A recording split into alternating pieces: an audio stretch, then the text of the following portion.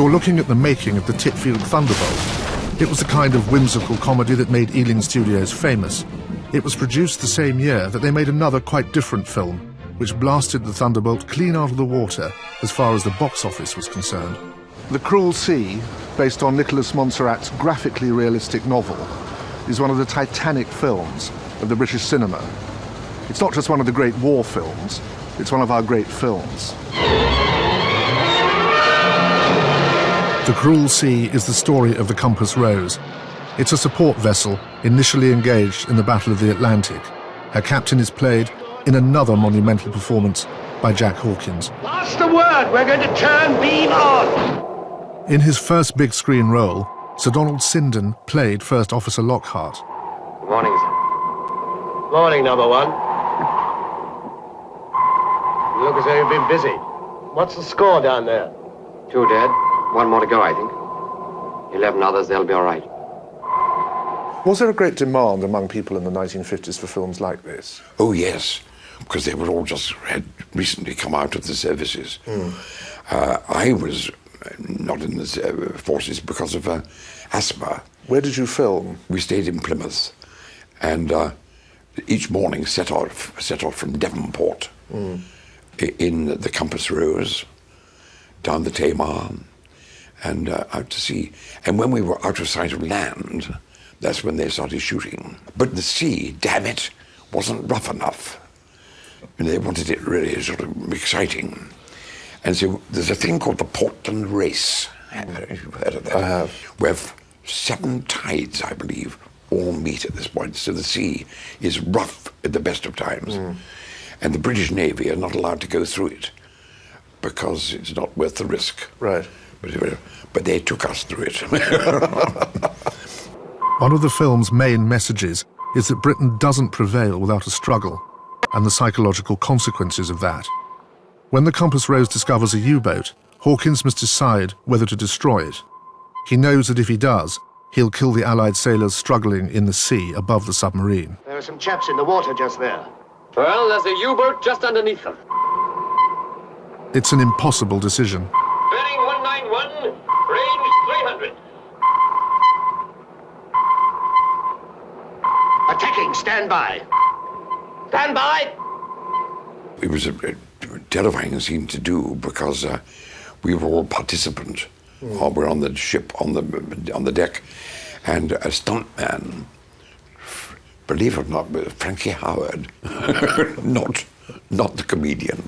Frankie Howard was the stuntman, and he stayed in the water as the Compass Rose went straight for him, and as the bow of the ship, he pushed himself off, and he went over with the wave.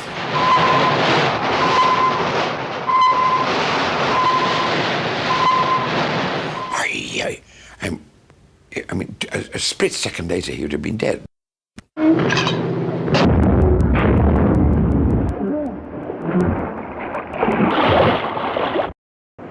It's one of the pivotal scenes in all British cinema.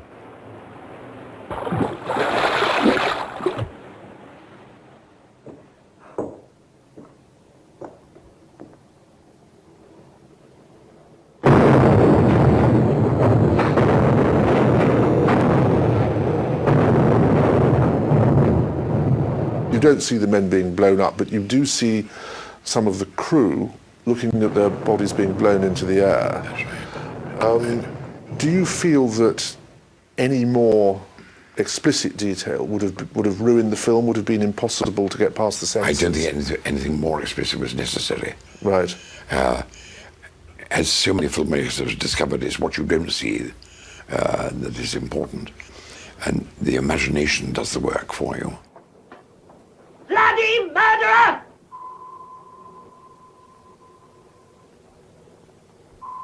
Here, war is not glorious, but agonizingly painful, and Hawkins's character is tormented by the consequences of his order. I identified it as a submarine.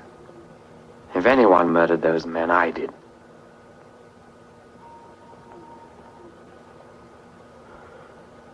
No one murdered them.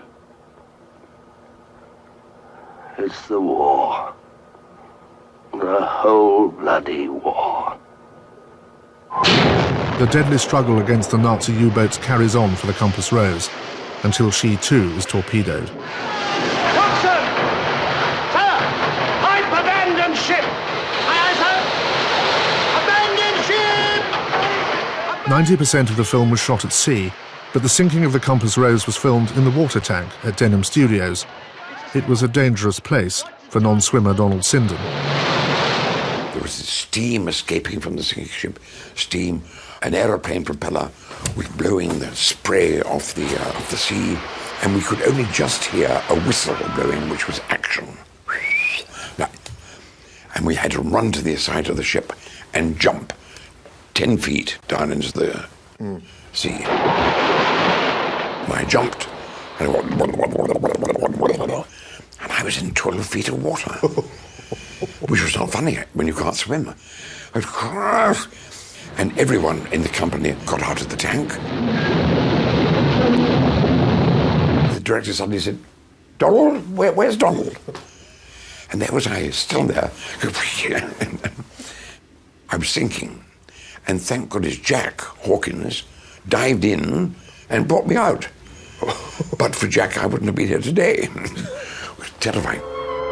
The Cruel Sea was directed by Charles Friend, a veteran of the 40s British documentary movement.